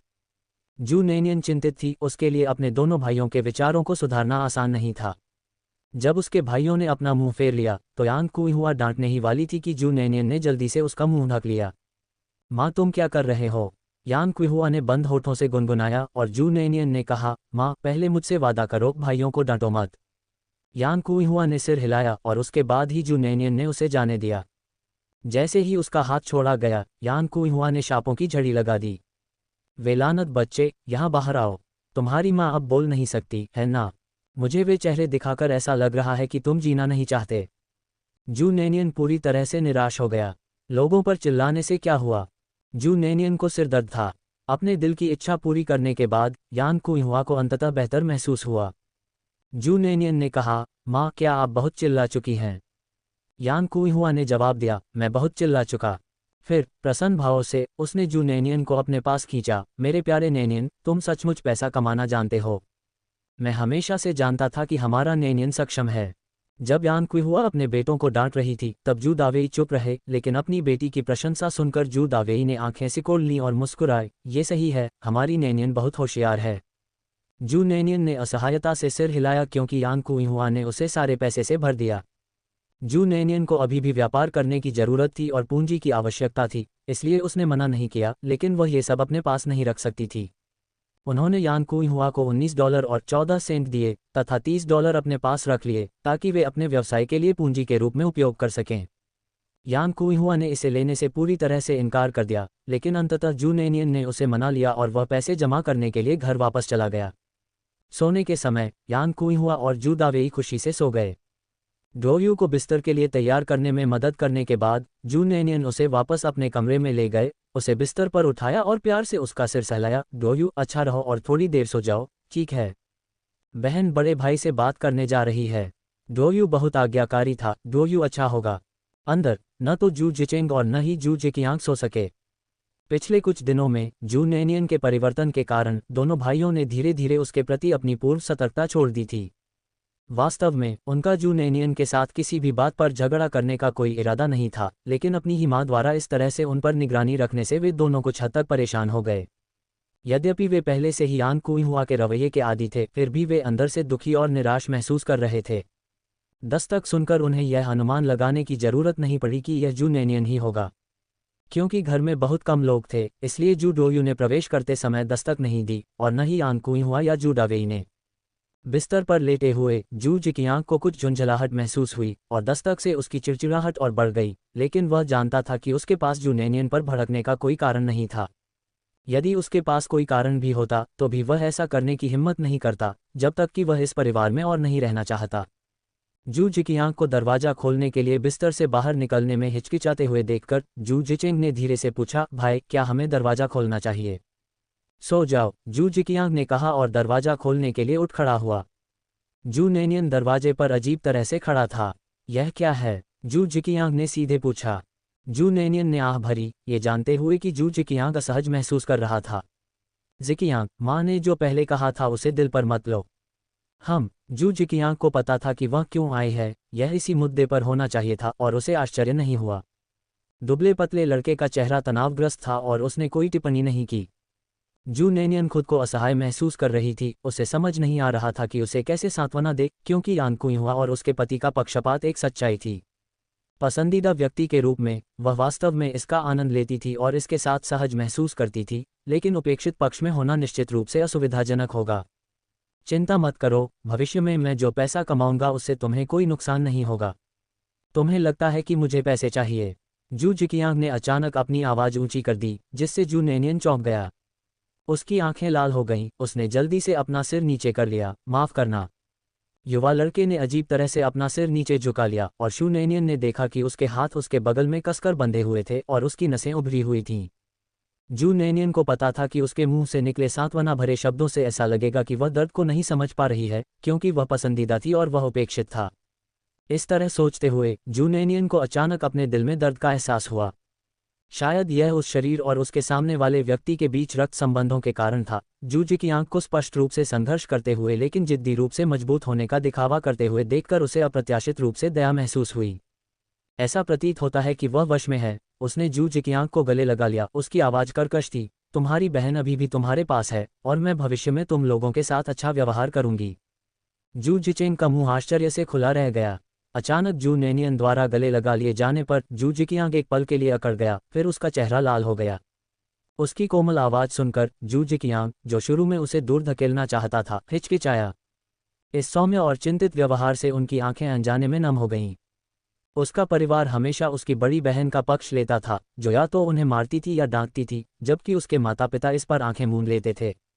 इस प्रकार यद्यपि उसके माता पिता दोनों थे, फिर भी उसने कभी उनका प्यार और चिंता महसूस नहीं की। जू जिचेंग और जू डोयू से उम्र में बड़े होने के कारण वह हमेशा मजबूत होने का दिखावा करता था। अपने छोटे भाइयों को यह दिखाने की कोशिश करता था कि यह ठीक है, भले ही उनके माता पिता स्नेही न हो, फिर भी वह उनके बड़े भाई के रूप में उनके पास है। फिर भी उन्होंने इस तथ्य को नज़रअंदाज कर दिया कि वह केवल 15 वर्ष के थे। लेकिन अब जिस बहन से वह दिल से नफरत करता था, वह वास्तव में उससे कह रही थी, ये ठीक है, तुम्हारी बहन अभी भी तुम्हारे पास है और मैं भविष्य में तुम्हारे साथ अच्छा व्यवहार करूंगी। उस समय शू जिकियांग का दिल, जो लंबे समय से ठोस होने का दिखावा कर रहा था, किसी चीज से झुलस गया जिससे उसकी छाती गर्म हो गई। एक किशोर संवेदनशील होता है और वह जू नैनियन की ईमानदारी को स्पष्ट रूप से महसूस कर सकता था। इससे पहले जो आक्रोश और क्रोध उसने महसूस किया था, वह अचानक बिना किसी निशान के गायब हो गया। बहन, जू जिकियांग की आवाज़ भारी थी, पहली बार गंभीरता से इस बहन को स्वीकार करते हुए। मैं आपका पैसा नहीं लेना चाहता था। जू नैनियन के दिल में एक दर्द सा महसूस हुआ और उसने उस युवक को छोड़ दिया जो उससे भी लंबा था, और धीरे से बोली, हाँ बहन जानती है। जू नैनियन एक सज्जन व्यक्ति नहीं थी, इसके विपरीत वह वास्तव में काफ़ी तीखी जुबान वाली थी। लेकिन इन दयनीय छोटे भाइयों का सामना करते हुए उसने अवचेतन रूप से उनके साथ सौम्य व्यवहार करने की इच्छा महसूस की। शायद यह उसके पिछले जीवन में पारिवारिक स्नेह की लालसा थी, या कोई अन्य कारण था कि जू नैनियन अब दिखावा भी नहीं करना चाहती थी। ये युवा लड़के इतने समझदार, इतने आज्ञाकारी, स्पष्ट रूप से सौम्यता के पात्र थे। बहन, देर हो रही है, आपको अपने कमरे में वापस जाकर सो जाना चाहिए। जू जिकियांग ने सबसे पहले चुप्पी तोड़ी। जू नैनियन के चले जाने के बाद भी जू जिकियांग के सीने में गर्माहट का एहसास गायब नहीं हुआ। कंबल पकड़े हुए जू जिचेंग ने पिल्ला जैसी आंखों से छत की ओर देखा और भोलेपन से कहा, भाई मुझे वह बहन पसंद है जो चीज़ों को याद नहीं रख सकती। जू जिकियांग का गला हिल गया और उसने हम कहा, क्योंकि उसे पता था कि उसके भाई का क्या मतलब था। उन्हें अब जो बहन थी वह पसंद थी। ऐसा इसलिए था क्योंकि जू नैनियन अतीत को याद करना बंद करने के बाद बहुत बेहतर हो गई थी, इसलिए जू जिचेंग ने ऐसा कहा। उन्हें अब जो बहन थी वह भी पसंद थी। तारांकन, जब जू नैनियन अपने कमरे में लौटी तो जू डोयू पहले से ही सो रही थी। जू डोयू के मासूम सोते हुए चेहरे को देखकर जू नैनियन मदद नहीं कर सकी और उसके छोटे से चेहरे को छूने लगी, ये सोचकर कि यह अच्छा है, उसका भी परिवार है। उसे अपने माता पिता और कई छोटे भाइयों का प्यार प्राप्त था जिन्हें उसके प्यार की जरूरत थी। जू नैनियन को अचानक अपने वर्तमान जीवन से बहुत लगाव हो गया, क्योंकि वह बहुत पहले ही वह प्रारंभिक प्रतिरोध खो चुकी थी जो उसने पहली बार पार करते समय महसूस किया था। यद्यपि उनका घर गरीब था, फिर भी वह पारिवारिक स्नेह से भरा हुआ था जिसकी वह हमेशा से चाहत रखती थी। सतह पर तीनों जू भाई जू नैनियन को तुच्छ समझते थे, लेकिन वास्तव में वे उसके द्वारा इतनी आसानी से प्रभावित हो जाते थे क्योंकि वे हमेशा से ही पारिवारिक प्रेम की लालसा रखते थे। वह उस भावना को समझती थी, क्योंकि वह समझती थी वह अपने भाइयों के प्रति दोगुना अच्छा व्यवहार करना चाहती थी। इन विचारों के साथ जू नैनियन अनिवार्य रूप से सो गया। नींद की हालत में जू नैनियन को अचानक एक सपना आया जिसमें वह अनजाने में एक विशाल सफ़ेद दुनिया में प्रवेश कर गई। ये कहाँ था? चारों ओर धुंध से ढकी दुनिया को देखकर जू नैनियन भ्रमित और भ्रमित महसूस कर रहा था और सोच रहा था कि क्या यह एक सपना था। उसने सहज ही अपना हाथ आगे बढ़ाया, अपनी आंखों के सामने छाए कोहरे को छूना चाहती थी। जैसे ही उसने अपना हाथ आगे बढ़ाया, ऐसा लगा जैसे विपरीत दिशा से किसी शक्ति ने उसे बलपूर्वक अपनी ओर खींच लिया हो। जू नैनियन नीचे गिरते हुए चीख पड़ी। जिस स्थान पर वह गिरी वह एक छोटी सी धारा के पास था और शू नैनियन, जो तैर नहीं सकती थी, लड़खड़ा गई और उसने कई घूंट पानी निगल लिया। जब उसे लगा कि वह डूबने वाली है तो उसका शरीर अचानक ऊपर तैरने लगा। जू नैनियन ने आश्चर्य से चारों ओर देखा। वह अब एक छोटी नदी में बह रही थी। नदी चांदी जैसी और कुछ हद तक पारदर्शी थी। नदी का स्रोत एक गोल पत्थर का चबूतरा था जो एक बर्तन की तरह अवतल था तथा ऊपर तक दूध या तरल से भरा हुआ था। नदी के दोनों ओर जमीन के 4 वर्गाकार टुकड़े थे। अपने सारे अनुभव के बावजूद जू नैनियन अपने सामने के दृश्य को देखकर स्तब्ध रह गई। ये क्या यह एक सपना है? क्या वह किसी अद्भुत दुनिया में भटक गई थी? उसने सोचा कि वह ऐसा व्यर्थ सपना कैसे देख सकती है और खुद से कहा, बस जाग जाओ और सब ठीक हो जाएगा। जैसे ही यह विचार उसके मन में आया, जू नैनियन तुरंत जाग गई। उसने अपनी आंखें खोलकर अपना कमरा देखा और वह और भी अधिक आश्चर्यचकित हो गई। उसे ऐसा क्यों लगा कि वह सोई नहीं थी? क्या अभी जो हुआ वह सचमुच एक सपना था? जैसे ही उसने अपनी आंखें बंद की, वह उसी सपने में लौट गई। इस बार जू नैनियन चौंक गया। उसने अभी अभी अपनी आंखें बंद की थीं और अभी तक सोई नहीं थी, तो फिर तुरंत सपना देखना कैसे संभव था? पिछले सपने में वापस लौटना तो दूर की बात थी। अपने पिछले जीवन में बोरियत के कारण पढ़े गए कुछ उपन्यासों के बारे में सोचते हुए शू नैनियन ये सोचने से खुद को नहीं रोक सकी कि क्या ये कोई सपना नहीं बल्कि एक स्थान है। पुनर्जन्म जैसी अविश्वसनीय घटना का अनुभव करने के बाद शू नैनियन एक स्थान के उद्भव पर अपने प्रारंभिक आश्चर्य के बाद तुरंत शांत हो गईं। ये सत्यापित करने के लिए कि क्या ये वास्तविक था, जू नैनियन ने चुपचाप खुद को वापस बुला लिया और फिर वह अपने कमरे में लौट आए। अनगिनत चक्रों के बाद उसने साबित कर दिया कि यह वास्तव में एक स्थान है। जू नैनियन पहले एक धारा में गिर गई थी और उसके कपड़े गीले थे, इसलिए यह उसका शरीर था जो अंतरिक्ष में प्रवेश कर गया था, न कि केवल उसकी चेतना। इस डर से कि कहीं वह बिस्तर गीला न कर दे, वह जल्दी से उठी और अपने कपड़े बदल लिए। कपड़े बदलने के बाद जू नेनियन बिस्तर पर लेट गई। उसे कुछ बेचैनी महसूस हो रही थी। जो भी व्यक्ति अचानक स्थान प्राप्त कर लेता है वह सहज महसूस करता है। सोए हुए शू डो यू की ओर देखते हुए शू नेनियन ने अपनी आंखें बंद कर लीं, अंतरिक्ष के बारे में सोचा और तुरंत उसके अंदर चली गई। इस बार जू नेनियन ने अंतरिक्ष में मौजूद वस्तुओं की बहुत ध्यानपूर्वक जांच की। एक नदी, एक झरना और जमीन, बस यही था वहां। झरने के पास पहुंचकर उसने पत्थर के बेसिन में दूधिया तरल को देखा और मन ही मन सोचा, क्या इस पदार्थ में उपन्यासों की तरह हड्डियों को साफ करने और मज्जा को धोने की क्षमता हो सकती है। जैसे किसी आकर्षण से आकर्षित होकर जू नेनियन अपने सिर को नीचे झुकाने, अपना मुंह खोलने और उसे झरने के सफेद दूधिया तरल में डुबोने तथा एक ही सांस में उसे पूरा पीने से खुद को रोक नहीं सकी। झरने में केवल थोड़ा सा सफेद दूधिया तरल था और उसने जबरदस्ती आधा बेसिन भर लिया। लेकिन जैसे ही उसने अपना सिर उठाया, उसका शरीर तुरंत अकड़ गया और उसने हड्डियों के मुड़ने और मांसपेशियों के हट जाने के कारण होने वाले कष्टदायक दर्द का अनुभव किया, जो इतना तीव्र था कि शू नेनियन के चेहरे की नसें स्पष्ट रूप से उभर आईं। जू नेनियन दर्द से चीखी और पीड़ा से जमीन पर लुढ़क गई। ये दर्द संभवतः प्रसव पीड़ा से भी अधिक भयानक था, मानो उसके शरीर की प्रत्येक नस, मांसपेशी और हड्डी पुनः बन रही हो। यह इतना दर्दनाक था कि जू नेनियन को सांस लेने में परेशानी हो रही थी। उसकी सांस धागे की तरह चल रही थी। ऐसा लग रहा था जैसे वह अगले ही पल मर जाएगी। तीव्र दर्द के बाद जू नेनियन जमीन पर लेट गईं और लगभग 1 घंटे तक आराम किया। उसके बाद लड़खड़ाते हुए उठी।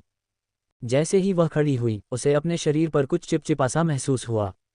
अपने हाथ के पीछे की ओर देखते हुए वह गहरे कीचड़ से सना हुआ था और जू नेनियन की आंखें पीछे की ओर घूम गईं, ये सोचते हुए कि क्या ये प्रसिद्ध अस्थि शुद्धिकरण और मज्जा धुलाई थी। हालांकि जू नेनियन हैरान थी कि उसने इतना अधिक शराब क्यों पी ली थी। ऐसा लग रहा था जैसे उसके अंदर कोई आकर्षण हो। वास्तव में शुरुआत में उसने इतना पीने की योजना नहीं बनाई थी। उसने तो बस थोड़ा सा प्रयास करने का इरादा किया था, लेकिन जैसे ही उसने एक घूंट लिया, वह एक ही बार में पूरा पीने से खुद को रोक नहीं सकी। हालांकि उसे यह अजीब लगा, लेकिन जू नेनियन के पास सोचने का समय नहीं था। अब सबसे महत्वपूर्ण बात यह थी कि उसके शरीर पर लगी मिट्टी को जल्द से जल्द धोया जाए। सौभाग्य से पास में ही एक नाला था और जू नेनियन उसमें कूदने और सारा कीचड़ साफ करने के लिए इंतजार नहीं कर सका। धोने के बाद जू नेनियन को तुरंत ही पूरे शरीर में आराम महसूस हुआ। उसके शरीर में कमजोरी की भावना भी गायब हो गई और इससे पहले कि वह इस पर विचार कर पाती, जू नेनियन ने अचानक नदी में अपना प्रतिबिंब देखा। पानी में चमकती आंखों और सफेद दांतों वाली उस अद्भुत सुंदरी को देखकर जू नेनियन ने अविश्वास से अपना चेहरा ढक लिया। क्या चल रहा है? क्या ये चमकता हुआ सफेद व्यक्ति उसका है? जू नेनियन चौंक गया। उसने सोचा था कि उस चीज को पीने से कुछ बदलाव आएगा, लेकिन उसने कभी नहीं सोचा था कि बदलाव इतने बड़े होंगे। जब उसके मूल शरीर की त्वचा पीली थी और वह पहले से ही बहुत सुंदर थी, अब उसकी त्वचा सफेद हो गई थी और उसके होंठ गुलाबी हो गए थे, इतने सुंदर कि यह लगभग अशोभनीय था। ऐसा लग रहा था कि उसकी त्वचा की स्थिति में आए परिवर्तन ने जू नेनियन को पूरी तरह से बदल दिया है। मूल जू नेनियन को नाजुक चेहरे के बावजूद स्थानीय क्षेत्र में केवल इसलिए सुंदर माना जाता था क्योंकि उसकी त्वचा अच्छी स्थिति में नहीं थी। अब उसकी त्वचा बर्फ की तरह सफेद और क्रीम की तरह चिकनी हो गई है। शू नेनियन को लगा कि नदी में बह रही महिला को राष्ट्र को झकझोर देने वाली सुंदरता कहना अतिशयोक्ति होगी। खुशी मनाने का समय निकाले बिना जू नेनियन ने अपना चेहरा ढक लिया और कहा, हे भगवान, इतने बड़े बदलाव के साथ वह इसे दूसरों को कैसे समझाएगी? क्या लोग उसे राक्षस समझेंगे? अंतरिक्ष से निकलने के बाद जू नेनियन ने जल्दी से पहनने के लिए कुछ लंबे कपड़े और पैंट ढूंढे और रात के दौरान जल्दी से एक मुखौटा सिल दिया। दर्पण के सामने मुखौटा पहनने के बाद जू नेनियन को शर्मनाक रूप से पता चला कि इस तरह से भी वह अभी भी आश्चर्यजनक रूप से सुंदर थी। अगले दिन जैसे ही जू डोयू उठा, उसने देखा कि उसकी बहन पूरी तरह से एक मोटे नीले कपड़े में लिपटी हुई थी और केवल उसकी आंखें ही बाहर दिख रही थीं। बहन, तुम्हें क्या हुआ? जू डोयू ने उलझन में अपनी आंखें रगड़ी। उसे समझ नहीं आ रहा था कि जू नेनियन ने उसका सिर इस तरह क्यों लपेटा था। बहन को भमौरियां हो गई हैं, जू नेनियन बुदबुदाया। खुद को जोंगजी की तरह लपेटने के बाद जू नेनियन को परिवार में हर किसी से चिंतित ध्यान मिला।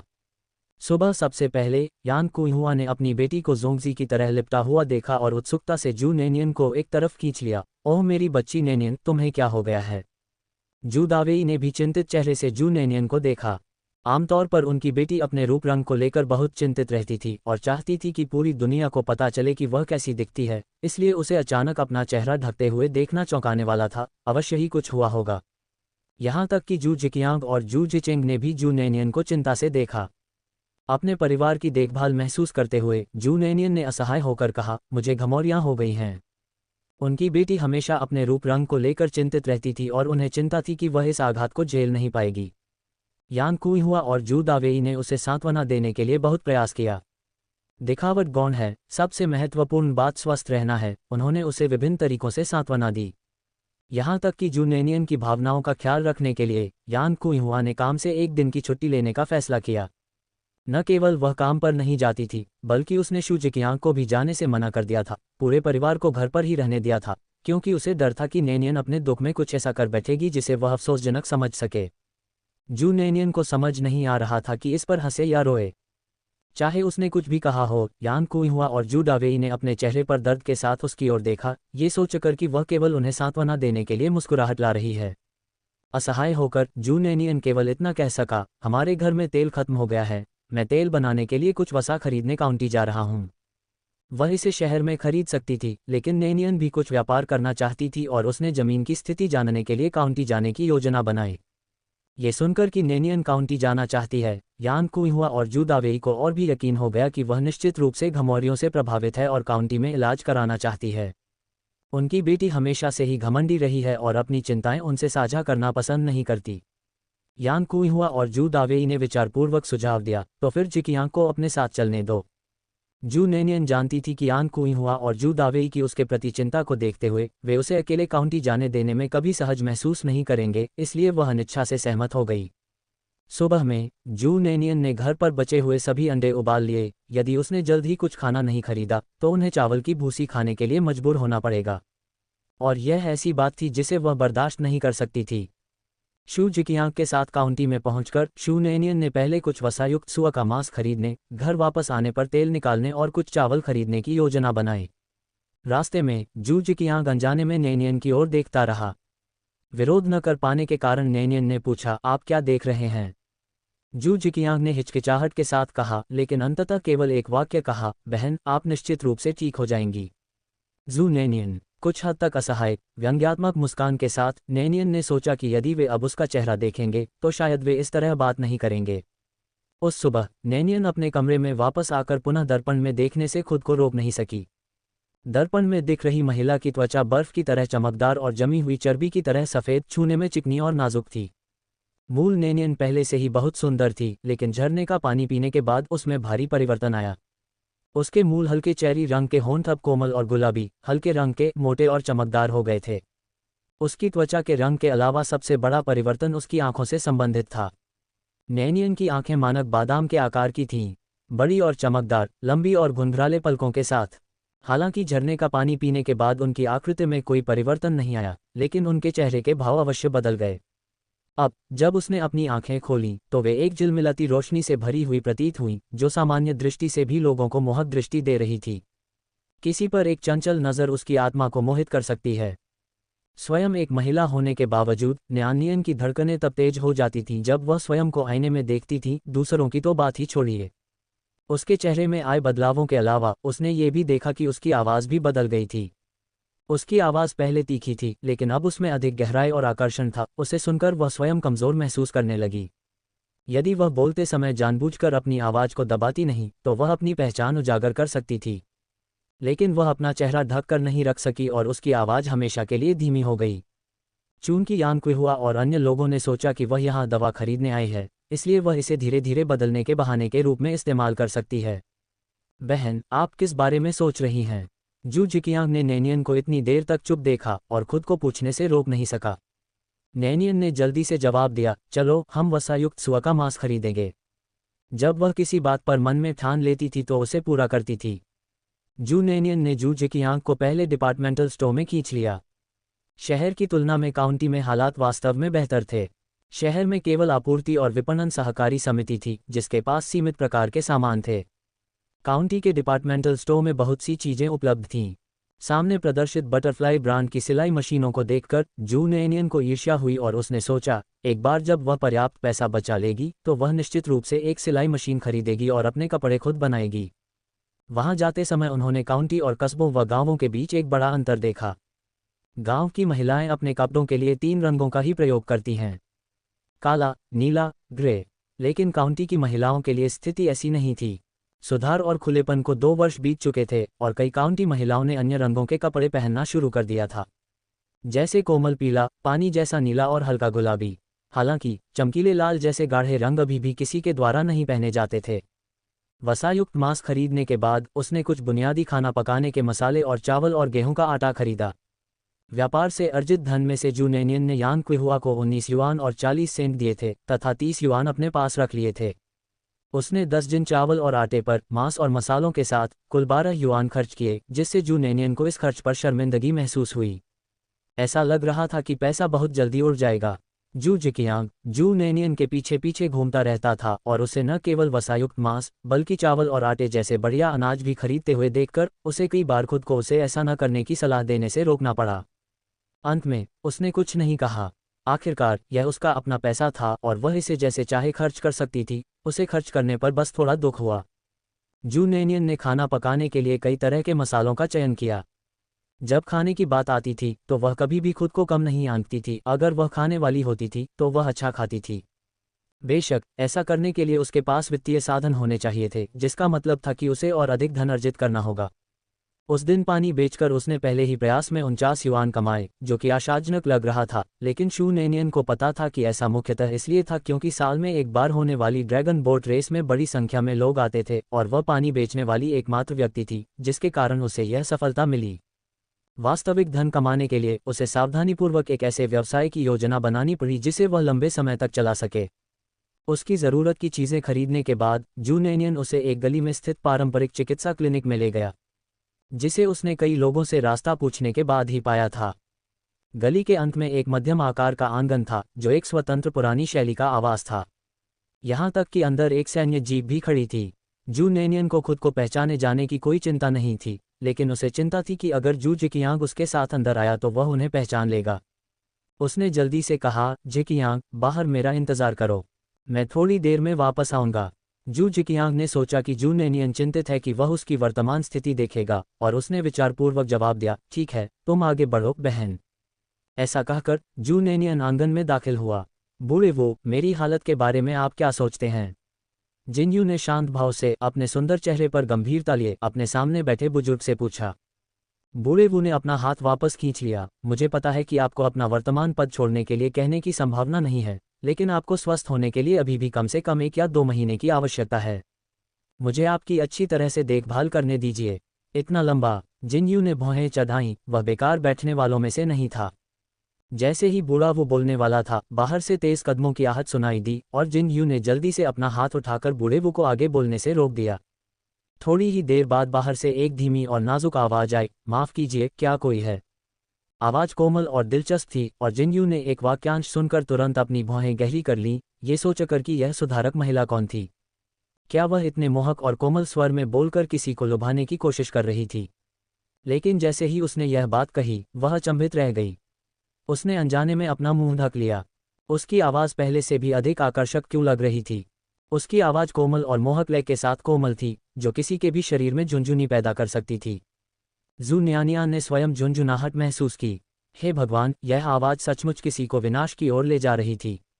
जब कुछ देर तक किसी ने कोई उत्तर नहीं दिया, तो जू नेनियन ने भीतरी कमरे की ओर जाने की कोशिश की, जहां कोई दरवाजा नहीं था, केवल पर्दों की एक श्रृंखला थी। पर्दे के पीछे से जू नेनियन ने अंदर 2 लोगों को देखा। एक सूट पहने एक आदमी उसकी ओर पीट करके खड़ा है और एक बूढ़ा आदमी उसकी ओर मुंह करके खड़ा है। उसे आते देख बूढ़े व्यक्ति ने गर्मजोशी से मुस्कुराते हुए उसका स्वागत किया। युवती, आप डॉक्टर को दिखाने आई हैं, है ना? कृपया अंदर आइए। जू नेनियन ने देखा कि उसकी ओर पीट करके खड़ा आदमी अपने सूट के बटन लगा रहा था और उसने झिझकते हुए पूछा, क्या मैं अंदर आ सकता हूँ? ओल्ड वू ने जिनयू की तरफ देखा, जिसने बटन लगाना समाप्त कर दिया था, और यह जानते हुए कि जू नेनियन विचारशील हो रही है, हंसते हुए कहा, ये ठीक है, वह पूरी तरह तैयार है। अपने सूट के बटन लगाने के बाद जिनयू ने हस्तक्षेप न करने का फैसला किया, क्योंकि ओल्ड वू को अभी भी एक मरीज की देखभाल करनी थी। बूढ़े वो, मैं विदा लेता हूँ। ये कहने के बाद जिनयू जाने के लिए उठे, तभी जू नेनियन बाहर से अंदर आ रहे थे। दोनों एक दूसरे की ओर आमने सामने चल पड़े। जिस क्षण जू नेनियन ने उसका चेहरा देखा, वह तुरंत चौंक गई। उसकी आंखें अविश्वास से फैल गईं। जिनयू ने उसके चेहरे पर आए बदलाव को स्पष्ट रूप से महसूस किया। उसने अपने कदम रोक दिए और महिला की ओर एक बार फिर से देखा। महिला सिर से पैर तक ढकी हुई थी, यहाँ तक कि उसने हाथों में मोटे कपड़े के दस्ताने भी पहने हुए थे। कुल मिलाकर वह काफ़ी साधारण लग रही थी, सिवाय उन खूबसूरत आंखों के जो अत्यधिक सुंदर थीं। चमकदार, गोल और बड़ी उसकी आंखें ऐसी थीं जैसे बोल सकती हों, वसंत की नमी से भरी हुई। एक नज़र में वे एक चमकदार शरद ऋतु की चमक के साथ चमकती थीं। उसकी आंखों के नीचे एक कामुक आकर्षण था जो उन्हें एक आकर्षक सुंदर जोड़ी बना रहा था।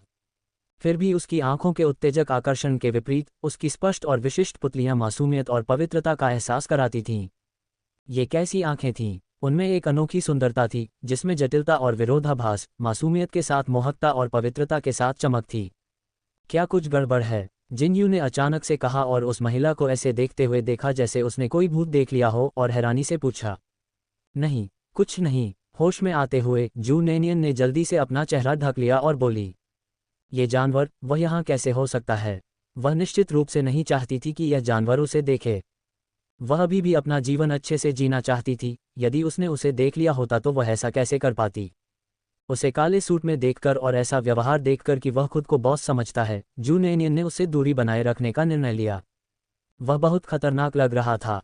वह अतीत की घटनाओं को कुत्ते का भोजन या बत्तख की मस्ती समझ सकती है, लेकिन जिनयू किस तरह का व्यक्ति था जो लोगों के भावों को पढ़ने और उनके मूड को आंकने में सबसे अच्छा था? क्या संभवतः उसने जू नैनियन के स्वर में छिपी हुई बात नहीं सुनी होगी? जैसे ही जू नैनियन ने आगे बढ़ने की कोशिश की, जिनयू ने अचानक उसे पकड़ने के लिए हाथ बढ़ाया और तेजी से पूछा, तुम कौन हो? जिनयू के बारे में जानकारी जुटाने के लिए बहुत से लोग वहां मौजूद थे। स्वाभाविक रूप से वह किसी भी संदिग्ध व्यक्ति को हाथ से जाने नहीं देगा। जू नैनियन उससे दूर जाने के लिए उत्सुक थी, इसलिए वह तेजी से चली गई। इस प्रकार जू नैनियन का हाथ पकड़ने के बजाय जिनयू ने उसके सिर के चारों ओर लिपटे मोटे कपड़े को खींच लिया। उस झटके के साथ जू नैनियन वहीं घूम गई, उसका शरीर अनियंत्रित होकर पीछे की ओर गिर गया। जिनयू ने एक हाथ बढ़ाकर उसे अपनी बाहों में पकड़ लिया। नीला खुरदुरा कपड़ा हवा में उड़ गया और उस क्षण समय मानो ठहर गया। ऐसा लग रहा था जैसे उनके आसपास की हवा भी बहना बंद हो गई हो। जिनयू ने महिला को अपनी बाहों में पकड़ रखा था और आश्चर्य से उसे देखता रहा, प्रतिक्रिया करना भूल गया। जू नैनियन ये देखकर स्तब्ध रह गई कि उसने उसे देख लिया है। उसने अपना मुंह चौड़ा कर लिया, उसे समझ नहीं आ रहा था कि वह क्या प्रतिक्रिया दे। जिनयू की पकड़ थोड़ी मजबूत हो गई। खुरदुरे नीले कपड़े के माध्यम से वह स्पष्ट रूप से महसूस कर सकता था कि उसके सामने खड़ी महिला की कमर कितनी पतली थी। कमर इतनी नाजुक थी कि ऐसा लग रहा था कि वह एक आलिंगन भी सहन नहीं कर पाएगी। इस दुनिया में इतनी खूबसूरत औरत कैसे हो सकती है? उसके उत्कृष्ट चेहरे पर, जो लगभग पूर्ण था, जिनयू के दिमाग में विशेषणों की बाढ़ आ गई। उसके सामने खड़ी महिला की त्वचा इतनी गोरी थी कि वह चमक रही थी, तथा उसकी बनावट इतनी महीन थी कि एक भी छिद्र दिखाई नहीं दे रहा था। उसकी चमकदार, मनमोहक बादाम जैसी आंखें उसे आश्चर्य से घूर रही थीं, मानो झरने के पानी के कुंड मोहक लहरों से चमक रहे हों। उसकी जीवंत निगाहें शरीर में तनाव उत्पन्न कर देती थीं और उसकी कोमल सुंदरता आश्चर्य से खुले हुए होंठों के साथ अत्यंत आकर्षक थी। जिनयू की निगाहें गहरी हो गईं और उसकी कमर के चारों ओर हाथ अवचेतन रूप से कस गया। एक ही नज़र में उसकी प्रतिक्रिया ऐसी हो गई जो उसे नहीं होनी चाहिए थी। ये जू नैनियन ही थे जो सबसे पहले वास्तविकता में वापस आए। उसकी आश्चर्यचकित किंतु अपरिचित निगाहें देखकर उसे आश्चर्य हुआ कि क्या वह उसे पहचान नहीं पाया। यद्यपि उसके चेहरे की बनावट में कोई बदलाव नहीं आया था, लेकिन उसकी त्वचा और रंग में महत्वपूर्ण परिवर्तन आ गया था। जो भी उसे जानता है वह उसे पहली नज़र में ही पहचान लेगा, लेकिन उसके सामने वाले आदमी को नहीं। वे केवल एक बार मिले थे। यह विचार करते हुए जू नैनियन ने जल्दी से अपना मुंह बंद कर लिया और शांति से अपने शरीर को सीधा किया और खुद को उसके आलिंगन से मुक्त करने के लिए संघर्ष करने लगी। उसकी हरकतों के कारण जिनयू भी होश में आ गया। तुमने मेरा स्कार्फ क्यों खींच लिया? जू नैनियन ने होंठ भींचते हुए पूछा। ये जानकर कि उसके सामने खड़ा आदमी उसे नहीं पहचानता, जू नैनियन का रवैया पूरी तरह से बदल गया। ये दरिंदा वास्तव में एक जानवर एक खूबसूरत महिला को देखकर तुरंत प्रतिक्रिया करता है, उफ, एक बदमाश। जब जू नैनियन को होश आया तो उसे उसकी शारीरिक प्रतिक्रिया का एहसास हुआ। आखिरकार ये बिल्कुल स्पष्ट था और वह पहले भी उसके द्वारा लगभग गोद में ली जा चुकी थी। जिनयू ने अपनी आंखों में आश्चर्य को दबा लिया और अपनी प्रतिक्रिया से बहुत नाखुश था। उस समय उसे इस बात की जरा भी परवाह नहीं थी कि उसके सामने खड़े व्यक्ति में कुछ अजीब बात है या नहीं, और एक ठंडी नज़र से देखते हुए वह चला गया। जू नैनियन का प्रश्न अनुत्तरित रह गया, जिससे वह क्रोध में पैर पटकने लगी। वह कितनी बदतमीज औरत थी। बूढ़े वू ने जल्दी से मामले को सुलझाया और जू नैनियन से पूछा कि वह यहाँ क्या कर रही थी। बड़े भाई के सामने जू नैनियन अपनी नाराजगी व्यक्त नहीं कर सकी। उसने विनम्रता से मुस्कुराते हुए ओल्ड वू से कहा कि घर पर कोई बीमार है और उसे सर्दी के लिए दवा लेनी है। वापस जाने से पहले जूनेनियन ने मोटे कपड़े को अपने सिर पर लपेट लिया। आंगन में खड़ी जीप गायब हो गई थी। बिना किसी हिचकिचाहट के वह जान गई कि वह उस बदमाश की थी। शू जिकियांग को वापस घर बुलाकर शूनेनियन का पहला काम था परिवार के रेत के बर्तन का उपयोग करके रसोई में दवा बनाना। काउंटी में उस बदमाश से मुठभेड़ के बारे में सोचकर जूनेनियन गुस्से से उबल रहा था। बदमाश सचमुच एक घृणित प्राणी। एक नज़र से ऐसी प्रतिक्रिया होना। भले ही उसने स्वीकार किया हो कि झरने के पानी का उपयोग करने के बाद वह वास्तव में अत्यधिक आकर्षक हो गई थी, लेकिन यह इस हद तक नहीं होना चाहिए था कि एक ही नज़र से ऐसी प्रतिक्रिया हो। वह सचमुच एक जानवर होने के योग्य है जो बलात्कार करने में सक्षम है और जिसके मन में वासना के अलावा कुछ भी नहीं है। अशिष्ट, गंदा, घृणित, कमीना। बेहतर होगा कि वह उसे फिर कभी न देखे, वरना क्या? जूनेनियन ने अपना सिर पकड़ लिया और निराश होकर मेज पर झुक गई। यह शापित जानवर, वह उसके साथ क्या कर सकती है? वह स्पष्ट रूप से ऐसा व्यक्ति लग रहा था जिसके साथ खिलवाड़ नहीं किया जा सकता। यद्यपि शूनेनियन ने समय के माध्यम से यात्रा की थी, फिर भी वह सिर्फ एक उचित व्यवसायी बनना चाहती थी, खाने पीने और बहुत सारा पैसा कमाने की चिंता नहीं करती थी। जहां तक किसी ऐसे व्यक्ति का प्रश्न है जिसे बिना उकसावे के छोड़ देना बेहतर लगता है, तो उसने सोचा कि उसे सबक सिखाने के बारे में सोचना ही बेहतर होगा। इस बीच कहीं और सी डिस्ट्रिक्ट के शीर्ष गुप्त परिसर में जिनयू ने अपने सामने खड़ी महिला को उदास चेहरे से घूरा। उसकी तीखी भौहें कई गांठों में सिकुड़ गईं। वू लैन ने अपने बेटे को दुखी मन से देखा। माँ ने तो बस तुम्हें मैचमेकिंग डेट पर जाने के लिए कहा था। अगर तुम नहीं जाना चाहते तो मत जाओ। अपनी माँ को ऐसे घूर क्यों रहे हो? उफ, उसकी आवाज़ तो अश्लील थी ही, उसका रूप तो और भी अश्लील था। इतने वर्षों तक जीवित रहने के बाद जिनयू ने सभी प्रकार की महिलाओं को देखा था, लेकिन यह वास्तव में पहली बार था जब उसने इतना शर्मनाक काम किया था। बस एक नज़र और उसने प्रतिक्रिया व्यक्त कर दी। उसे तो ये भी नहीं पता था कि उस औरत ने लोमड़ी को बहकाने की कला कहाँ से सीखी थी। बेटा, कुछ कहोगे? अपने बेटे को बिना बोले अपने होठों को आपस में दबाते हुए देखकर वू लैन को लगा कि वह उसे 2 थप्पड़ मार दे, इस चुप और उदास लड़के को। फिर भी वह ऐसा नहीं कर सकती थी क्योंकि वह उसका इकलौता बेटा था। जिनयू ने उसकी बातें सुनकर आखिरकार अपनी माँ को एक नज़र देखने की कृपा की। माँ, आपके बेटे के पास पहले से ही एक महिला है। हर समय मेरे लिए ब्लाइंड डेट की व्यवस्था करने के बारे में सोचना बंद करो। क्या तुम्हारे पास एक औरत है? वू लैन चौंका। कोई आदमी नहीं। जिनयू के मुंह का कोना फड़क उठा। माँ, हे। वू लैन ने सूखी हंसी हंसी संदेह से भरे चेहरे के साथ पूछा, किस परिवार की बेटी? किस परिवार की बेटी? जिनयू ने गहरी भौहें चढ़ाईं, उस महिला को याद करके जिसे उसने जबरदस्ती ले लिया था। मुझे नहीं पता, लेकिन वह उसे अवश्य ढूंढ लेगा। आखिरकार वह संगठन सी के गुप्त विभाग का द्वितीय कमान अधिकारी था और चूंकि उसने उसकी निर्दोषता छीन ली थी, इसलिए उसे स्पष्टीकरण देना पड़ा। जब तक वह सिर हिलाने को तैयार रहेगी, वह जीवन भर उसकी पत्नी रहेगी। वह घटना उसकी इच्छा के विरुद्ध घटित हुई थी और वह केवल उन दरिंदों से नफरत करता था क्योंकि उन्होंने उसे नशीला पदार्थ दिया था। अब नाराज और पछताने का कोई फायदा नहीं था और यह जिनयू की शैली भी नहीं थी। अब सबसे महत्वपूर्ण बात यह थी कि उस महिला को ढूंढा जाए और उससे पूछा जाए कि क्या वह उससे शादी करेगी। यदि वह अनिच्छुक हो तो वह उसकी आवश्यकताओं को पूरा करने का भरसक प्रयास करेगा। यदि वह तैयार हो जाए तो वह जीवन भर उसके लिए एकमात्र स्त्री होगी, क्योंकि उसने उसकी पवित्रता नष्ट कर दी है। जिस स्त्री की पवित्रता को उसने नष्ट कर दिया, वह किससे विवाह करके अच्छा जीवन जी सकती थी? वह प्रभावी रूप से उसका पूरा जीवन बर्बाद कर रहा था। तुम्हें नहीं पता? वू लैन ने आश्चर्य से अपने उत्कृष्ट बेटे को देखा। तुम्हारे पास एक महिला है और तुम नहीं जानते कि वह किस परिवार की बेटी है? जिनयू ने अपनी जीभ चटकाए। किसी भी मामले में मेरे लिए अंधे तारीखों की व्यवस्था करना बंद करो। ऐसा नहीं होगा। मैंने पहले ही किसी से वादा किया है। अगर तुम्हारे पास वास्तव में कोई महिला है तो उसे अपनी माँ से मिलवाओ, वू लैन ने जोर देकर कहा। एक दिन ऐसा आएगा, जिनयू ने कहा।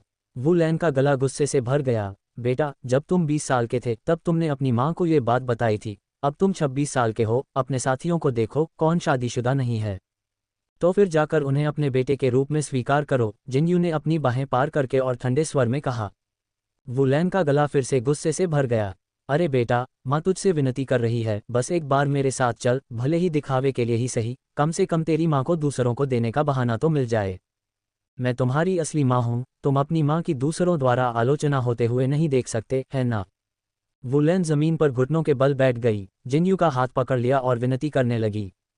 जिनयू ने नीचे देखा, उसे अपने हाथ से ऊपर खींचा और गंभीर स्वर में कहा, कॉमरेड वू लैन, क्या आप अपने बेटे की उम्र कम करने की कोशिश कर रही हैं?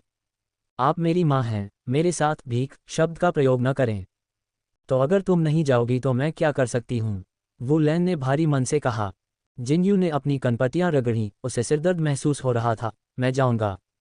सचमुच? वू लैन का चेहरा खुशी से चमक उठा और वह फिर से अपने बेटे का हाथ थामने लगी। जिनयू ने उंगली उठाई। मैं बस उसे अस्वीकार करने जा रहा हूँ, उससे शादी करने नहीं जा रहा हूँ। कोई बात नहीं, वू लैन ने तुरंत सहमति जताई। जिनयू ने अपनी माँ को संदेह भरी नज़रों से देखा। कॉमरेड वू लैन, क्या आप कोई चाल चल रही हैं? वू लैन अंदर ही अंदर घबरा गई। उसने सोचा कि यह उसके बेटे के जैसा ही है, जो ये भी जानता है कि वह क्या सोच रही है। लेकिन इस समय वू लैन इसे कैसे स्वीकार कर सकता था? अपने बेटे से झूठ बोलना उसके लिए स्वभाव बन गया था। उसने साफ इनकार कर दिया। आप अपनी माँ को किस तरह का इंसान समझते हैं? अगर मैं तुम्हें अपने जाल में फंसाना भी चाहूं तो किसी और की बेटी के बारे में मजाक करने की हिम्मत नहीं करूंगा। उसका चेहरा बनावटी गुस्से से भरा हुआ था। इसके बारे में सोचते हुए जिनयू को लगा कि यह बात सही है। उसकी माँ थोड़ी उलझन में थी, लेकिन वह केवल उसके और उसके पिता के साथ छल करती थी। वह कभी भी दूसरों के साथ कुछ बुरा नहीं करती थी। इस विचार के साथ जिनयू को राहत महसूस हुई। आपने मीटिंग किस दिन के लिए तय की है? कल। वू लैन का चेहरा उत्साह से लाल हो गया क्योंकि उसने देखा कि आशा है। ये बहुत अच्छी बात थी, उसका बेटा अंततः जाल में फंस गया था। हे, वह किसी अन्य लड़की को नुकसान नहीं पहुंचाएगी, लेकिन ये लड़की अलग थी। वह जूसान परिवार की बेटी थी, जिसने विदेश में पढ़ाई की थी। वह सुंदर और विद्वान दोनों थी। मुख्य बात यह थी कि उनके पूरे परिवार ने अपना दिल उसके बेटे पर लगा दिया था। इस कुटिल विचार से स्वयं लड़की भी सहमत थी। एक बार सौदा हो गया तो वे तुरंत शादी कर लेंगे। वू लैन का दिल खुशी से भर गया, लगभग उबलने लगा। अंततः उसे खेलने के लिए एक बहू मिलने वाली थी। जिनयू ने अपना सिर हिलाया, खड़ा हुआ और दूसरी मंजिल पर चला गया। वू लैन उसका पीछा करना चाहता था, लेकिन जिनयू ने शांत भाव से कहा, कॉमरेड वू लैन, आपके बेटे को स्नान करने की ज़रूरत है। वू लैन, ये बच्चा हमेशा उसे कॉमरेड वू लैन कहता है। वह उसकी माँ है। तारांकन। दूसरी ओर जू नैनियन ने दवा तैयार करना समाप्त कर दिया था।